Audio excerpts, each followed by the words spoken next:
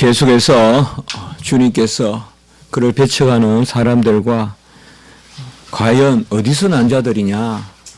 너희들은 하나님으로부터 났다고 하고 아브라함의 후손이라고 하는데 과연 그러하냐? 너희들이 하나님으로부터 났다면 왜 하나님이 보내신 나를 알지 못하느냐? 이렇게 하나님께서 자기 자신을 보내심을 계속 말씀하시면서 우리 주님께서 그들을 책망하고 또 그들을 깨닫도록 말씀하고 계십니다. 진리가 우리를 자유케 한다. 이 말씀을 지난 주간에 보게 되었는데요. 사실 진리가 있느냐 없느냐 이것이 가장 중요한 일이겠습니다. 사람은 말하는 것이나 행하는 것이 다 아는 것으로부터 시작합니다. 어떻게 아느냐에 따라서 사람은 어떻게 행하느냐가 결정됩니다. 알지 못하고 행하는 것은 본능적인 것이요. 그건 동물에 속한 것이고 사람은 이성적 동물이다. 또 이성적 그런 존재이기 때문에 아는 것을 추구하고 더 깨닫고자 하고 또 가장 고상하게 아는 바대로 행하고자 하는 것이 바로 사람입니다. 얼마나 깊이 알고 또 그것을 실행할 수 있느냐 이것이 사람의 고상함의 척도가 아닌가라고 생각해 봅니다. 아는 것과 행하는 것이 전혀 무관하고 배우는 것은 배우는 것이고 행하는 것은 행하는 것이고 사회나 국가나 어떤 단체나 교회도 그렇게 되어서는 안 되겠습니다.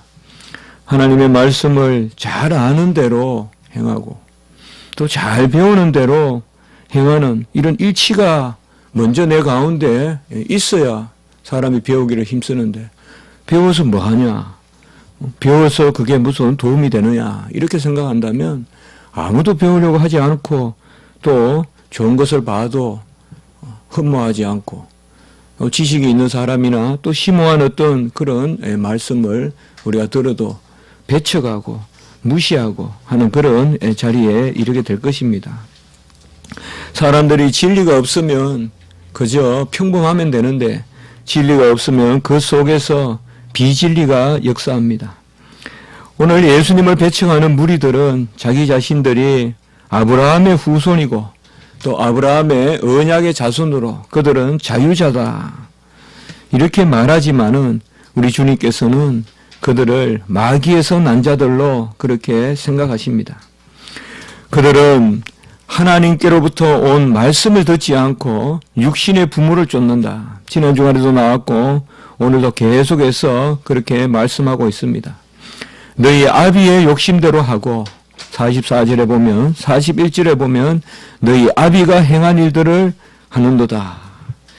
물론 아버지들이 좋은 일을 한 것도 있겠지만은 여기서 주님께서 말하는 것은 육신의 아비, 세상적 경력대로 행하는 그것을 따라 행하고 너희들의 천상의 하나님, 진정한 하늘 아버지의 말씀을 듣지 않는구나 라고 이렇게 말씀하고 계십니다.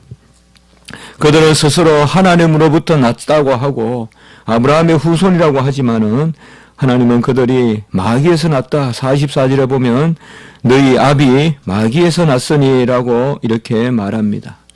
마귀는 사탄이라고도 하고 악한 영이요 타락한 천사요 바로 하나님을 배역한 그런 범죄한 천사가 마귀입니다. 마귀에 속한 사람들은 다 거역하여 범죄합니다. 요한일서 3장 8절에 보면 죄를 짓는 자는 마귀에게 속하나니 마귀는 처음부터 범죄함이라 라고 이렇게 말하고 있습니다.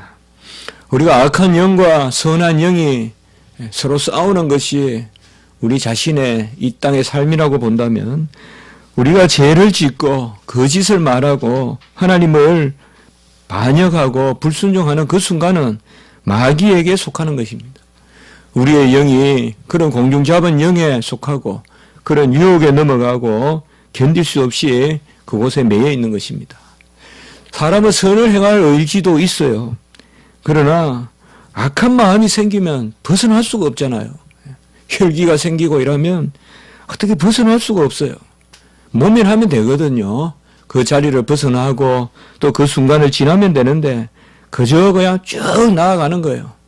그러다가 착한 사람이 말도 못할 실수를 저지르기도 하고 평생 후회할 말을 해서 또 실족하기도 하고 평생 안 해야 될 그런 행동을 해서 평생 후회해요. 그 사람이 돌이키면 그렇지 않은 사람인데도 이런 것들이 뭔가 하면 우리가 범죄할 때 하나님의 말씀을 거역할 때 얼마나 끈질기게 그것이 우리를 붙들고 놓아주지 않는지 그건 우리가 다 체험하는 것일 것입니다. 그렇기 때문에 항상 깨어 있어라. 항상 두렵고 떨리라라고 말하는 것은 우리가 기도하는 심령으로 그렇게 살고 그런 악한 마음이 생겼을 때도 빨리 돌이키는 사실 그것이 중요하거든요. 그래서 이 마귀 사탄은 불법의 영이고 공중에 권세 잡았기 때문에 에베소서 2장 2절에 보면 불순종의 아들들 가운데 역사하는 영이다라고 이렇게 말하고 있습니다. 순종하지 않는 가운데 역사합니다. 우리가 하나님 말씀에 순종하면 천사들이 우리 머리 위에서 춤을 추는데 우리가 불순종하면 공기조차도 바뀌고 모든 불순종하는 그런 악한 영들이 우리를 조종하고 이끄는 것입니다. 이들은 자신들을 돌이킬 줄 모르는 것입니다. 아무리 이야기해도 딱 고착되어 있어요. 좀 심리적인 용어지만은 고착되어 있습니다. 거기에서 벗어날 줄을 몰라요. 우리가 아브라함의 자손들이라는 것이죠. 뭐라고 해도 우리는 자유자다. 우리 주님께서 그들을 뭐라고 불렀습니까? 마태복음 3장 9절에 보면 너희들이 아브라함의 자손이냐. 이 돌들로도 아브라함의 자손을 삼을 수 있다. 이렇게 말씀했어요. 이 돌들을 명하여서 아브라함 자손을 삼는 것이 낫겠다. 돌보다 더 굳어 있다. 이 말이에요. 돌보다.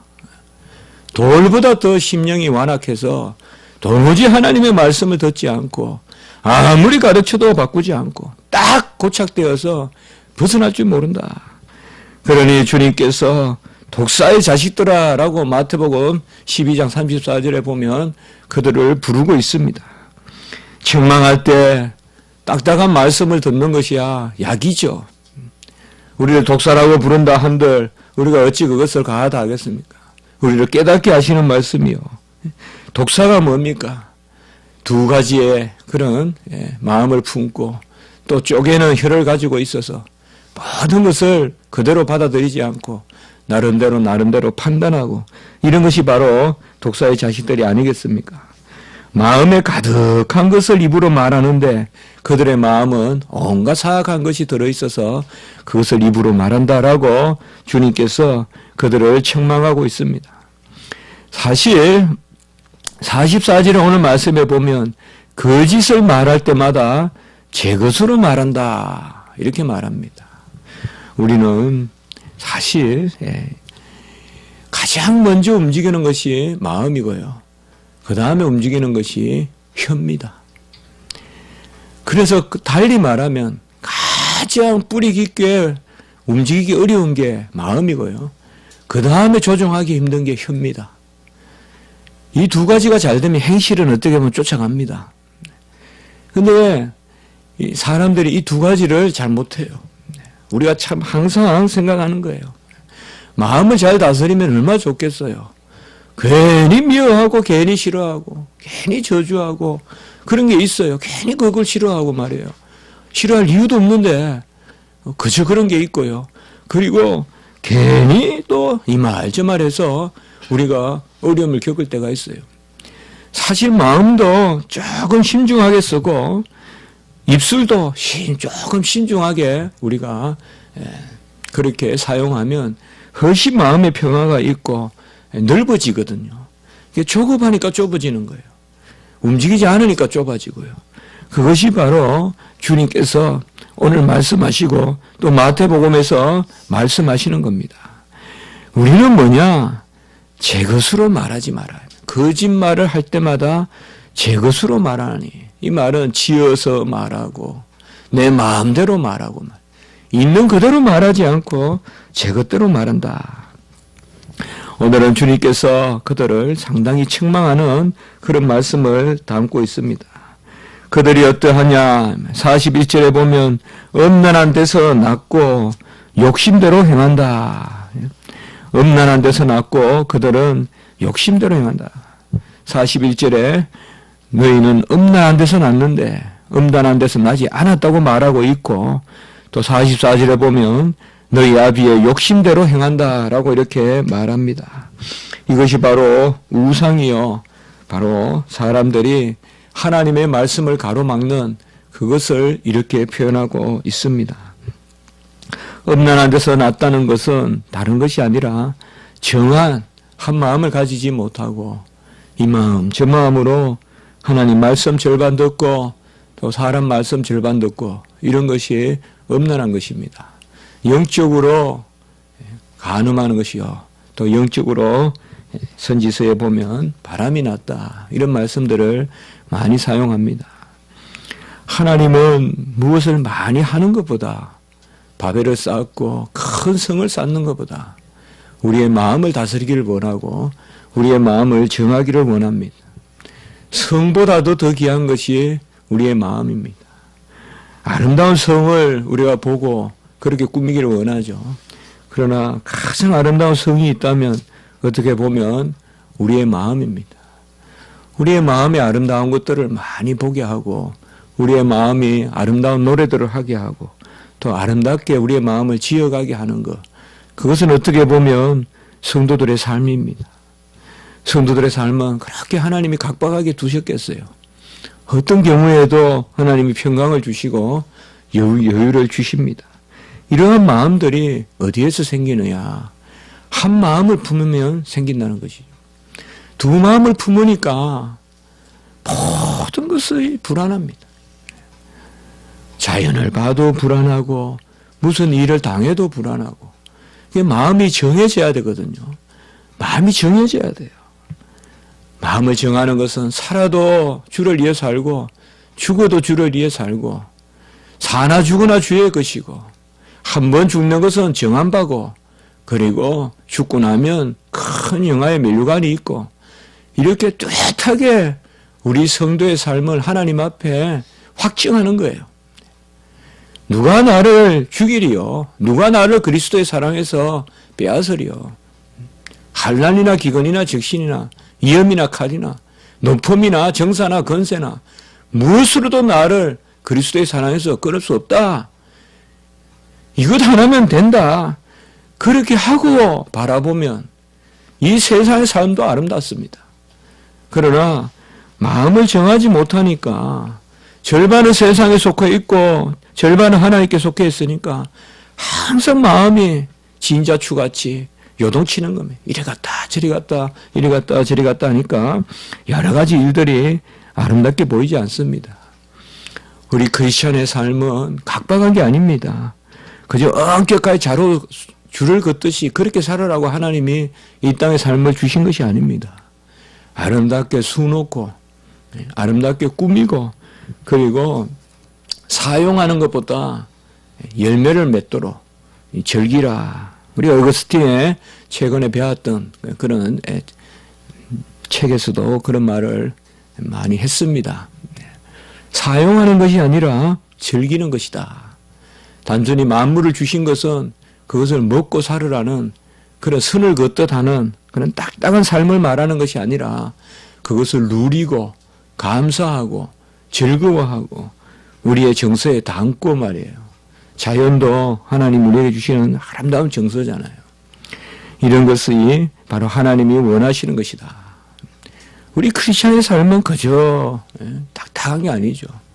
예술도 우리가 추구하고 문학도 추구하고 또 이런 여러 가지 하나님이 주신 것이잖아요. 이런 것을 다양하게 추구하는 가운데서 전인적으로 이러한 것들이 바로 한 마음을 품으면 우리에게 나오는 것이다. 그들은 또한 살인한 자들이라고 말하고 있습니다. 언제 그들이 죽였습니까마는 하나님은 이미 그들을 살인한다.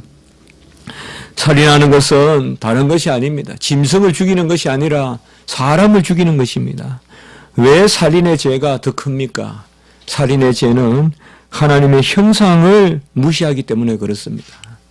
우리가 어떤 사람을 판단하거나 어떤 사람을 저주하거나 라가라 하거나 또한 공에 넘겨질 자라고 하거나 심판의 불에 들어갈 자라고 하거나 이렇게 다른 사람들을 저주하고 그들을 음해하고 판단하는 것이 주님께서는 살인이라고 했는데 왜 이런 것이 살인이냐?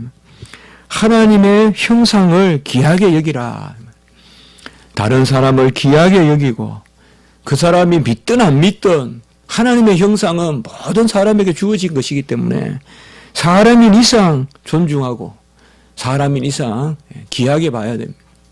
십자군 전쟁은 결코 우리 기독교의 아름다운 유산이 될 수 없습니다. 왜요? 어떤 경우든 기독교인들은 칼을 들고 종교라는 이름으로도 남을 함부로 죽여서는 안 됩니다. 십자군 전쟁 때 많은 사람이 죽었거든요. 그들이 아무리 이슬람이지만은 칼을 들고 그들을 죽이라고 하나님이 하지 않은 것입니다.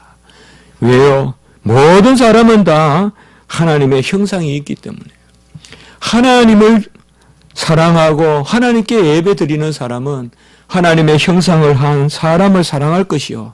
사람을 사랑하는 자만이 자기 자신도 사랑할 수 있습니다. 우리가 남에게 베풀고 남을 위하여 기도하고 남에게 선행을 하는 것은 결국은 하나님을 사랑하는 것이요. 나 자신을 사랑하는 것입니다. 왜 사람이 꽃을 가꾸는데 사람은 가꾸지 않습니까? 히틀러가 그렇게 자연도 사랑하고 음악도 사랑하고 히틀러가 집에 애완견도 아주 귀하게 여기던 애완견이 있었어요. 얼마나 모순됩니까? 가장 아름다운 자연 속에 살았어요. 제가 히틀러 그걸 한 본 적이 있어요. 그런데 어떻게 사람을 사랑하지 않는 거예요? 자연은 그렇게 사랑한다 하면서 그런 것이 바로 병적인 거예요, 여러분. 옆에 있는 사람, 하나님의 형상을 한 사람을 귀하게 여기는. 저는 개인적으로 그런 목회자가 되고 싶습니다. 누구라도 어울릴 수 있고 많은 사람을 친하게 이렇게 뒹굴 수 있고 아무리 저는 믿음이 좋다고 해도 사람이 그 옆에 가기 어려운 존재는 저는 귀한 존재라고 안 봐요. 저는 어거스틴이나 아다나시우스나 칼빈이나 루터가 사람이 옆에 가기 힘들 만큼 그런 사람들이 아니었다고 봐요. 그들 옆에는 항상 사람들이 모여 있었고 그들에게는 누구라도 깃들 수 있는 그런 마음의 온유함이 있었다는 거죠. 바로 살인하는 것이 뭡니까? 사람을 배척하는 거예요. 우리가 어떻게 보면 자연은 좀 덜 사랑하더라도 짐승은 덜 사랑하더라도 사람은 사랑하는 것이거든요. 이것이 중요하거든요. 주님도 이 땅에 오셔서 뭘 하셨습니까? 모든 자연을 이용해서 사람을 섬기게끔 했잖아요. 오병이어의 기적도 그렇고 자연, 풍랑까지도 잠잠하게 만드셔서 자연을 사람에게 봉사하게 했잖아요. 사람에게 문을 걸어 잠그고 그리고 어떻게 하나님을 사랑한다 하겠습니까? 이 땅에서는 어떻게 보면 사람에게 가장 시험을 많이 당하고 사람에게 가장 어려움을 당하는 것은 사실이지만 우리 주님께서 너희들은 살인한 자요.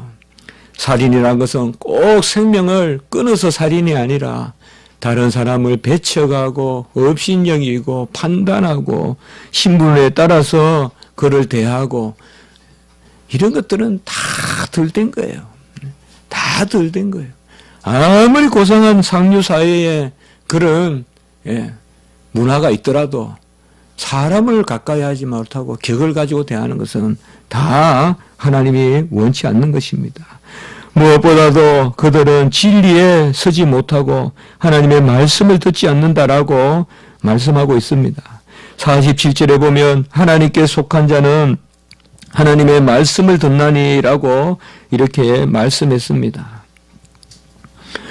우리는 하나님께 속한 자냐 아니냐 하는 성도의 확신을 이야기할 때 대체로 네 가지를 이야기합니다. 성령과 말씀과 기도와 행위. 성령의 역사가 나에게 있느냐, 말씀의 역사가 나에게 나타나느냐, 내가 기도하고 있느냐, 그리고 내가 어떻게 살고 있느냐. 이것이 바로 네 가지. 우리 웨스트민스터 신앙 고백서도 보면 이렇게 정리는 하지 않았지만은 전체적으로 읽어보면 성도의 확신은 어떤 감정에 있는 게 아니라 내가 생각에는 믿는다. 오늘 아침에는 믿고 저녁에는 또 아니고 무슨 일 있으면 아니고 또 좋으면 좋고 이게 아니다 이 말이죠.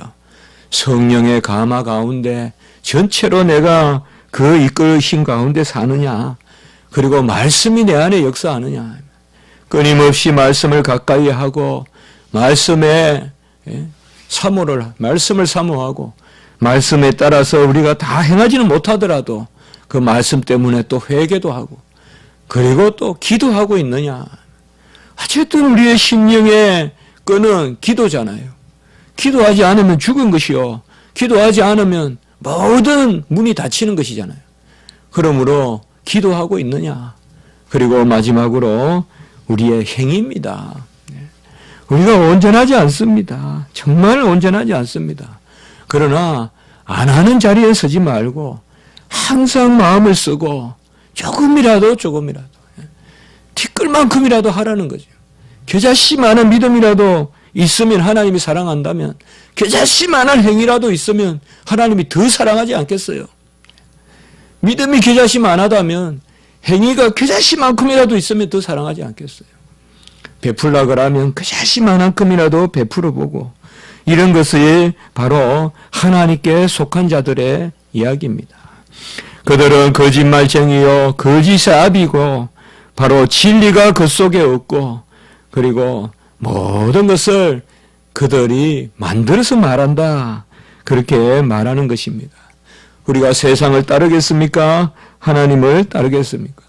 바로 하나님의 말씀을 쫓아야 됩니다. 하나님의 말씀은 세상에서 다수가 되지 못하고 세상에서 배척당하는 일이 많습니다. 그러나 세상을 비추는 빛은 이런 소수의 진리의 말씀 가운데 거하는 사람이 세상을 비추는 것이지, 많은 사람들이 모여 있다고 세상을 비추는 것은 아닙니다. 맑고 영롱한 것은 떨어져 있어도 크게 비추는 것입니다. 모여 있어도 비추지 못하고 쫙 깔아져 있는 것이 아니라 맑고 영롱하게 비추는 것은 따로 떨어져 있어도 높이 비추고 그들을 안고 가는 것입니다. 오늘 말씀을 이제 우리가 맺으면 바로 그들은 주님을 영접하지 않았다. 가장 중요한 것은 주님을 가까이 하는 것입니다. 주님 두렵습니까? 주님 때문에 힘듭니까? 주님 때문에 우리가 항상 뭔가 아쉬운 마음이 있고 죄송한 마음이 있습니까? 이런 것은 다 주님을 가까이 하라고 주시는 마음이지 주님을 멀리 하라고 주시는 마음이 아닙니다. 무엇보다도 우리가 주님을 즐거워합시다. 저도 요새 기독론에 관한 책을 계속 읽고 있습니다. 제 마음속으로는 세상에 나온 기독론 책은 거의 다 읽고 내가 죽자, 그런 마음이 있어요. 주님에 관한 이 책은 다 읽어보자 한번. 그래서 최근에는 그런 마음들을 제가 많이 갖습니다. 어쨌든 제가 그 생각을 한 거거든요. 주님에 관한 책을 왜 멀리하냐 이거죠. 주님에 관한 책이 어려워야 얼마나 어렵겠어요. 주님을 관한 이야기인데. 그런 생각을 하니까 요새 무슨 소위 기독교 철학에 관한 어렵다는 그런 책들을 읽고 있는데 뭐가 어렵겠냐 이거죠. 주님이 왜 어렵게 우리에게 오겠어요? 주님 하신 일이 뭐가 어렵겠어요? 소자도 다 따르고 주목하여 보고 만진바된지라 했거든요. 그러므로 우리는 주님을 즐거워해야 돼요. 주님이 내 가까이 오는 것을 항상 주님을 우리가 쫓아가야 되고, 또 달리 말하면 좀 너무 강한 말인지 몰라도 주님을 우리 편으로 자꾸 끌어당겨야 돼요. 우리가 끌어당길 수 없는 거야. 우리가 쫓아가야 되겠지만은, 그러나 마음속의 상태로는 계속 주님을 옆에 있는 것으로, 십자가가 저 멀리 있고 주님의 말씀이 저 멀리 있는 것이 아니라, 그래야 해서 오늘 말씀은 바로 그겁니다. 내가 바로 너희 옆에 앉는데 너희들은 그렇게 나에 대해서 많은 이야기는 하지만은 정작 내가 옆에 오니까 너희들은 나를 영접하지 않는구나. 그것이 바로 가장 답답한 노릇이거든요. 오늘 말씀을 기억하면서 우리는 주님을 은연중에 찾고 심중에 찾고 부지불식간에 주님을 찾고 주님을 우리가 가까이 모시는 그런 삶이 있기를 주님의 이름으로 축복합니다. 한번 기도드리겠습니다. 하나님 아버지 감사합니다. 하나님께서 귀한 말씀으로 오늘 또 이 시간에 저희들을 채워주시고 진정 주님을 쫓고 하나님을 모신 자들은 바로 하나님의 말씀이 거하는 자라고 가르쳐 주셨습니다. 하나님 아버지, 주님께서 말씀하시고 친히 이 땅에 오셨는데 우리가 더욱 주님을 가까이 모시게 우리의 마음을 움직여 주시고 주님의 말씀대로 듣고 말씀대로 행하는 저희들이 되도록 도와주시옵소서. 겨자씨만한 믿음이 있으면 산을 움직인다 하셨는데 겨자씨만한 행위를 보이게 도와주시고 겨자씨만큼이라도 움직이는 저희들이 될 수 있도록 주여 도와주시옵소서. 오늘 한날 우리 십자가지기 교회를 사랑하시고 모든 예배 가운데 역사하시고 저희들의 헌신과 기도와 상한 심령을 받으시고 모든 우리 성도님들 잘 주일 성수할 수 있도록 주님 은혜 가운데 인도하여 주시옵소서. 감사하옵고 구주 예수 그리스도 이름으로 기도드리옵나이다. 아멘.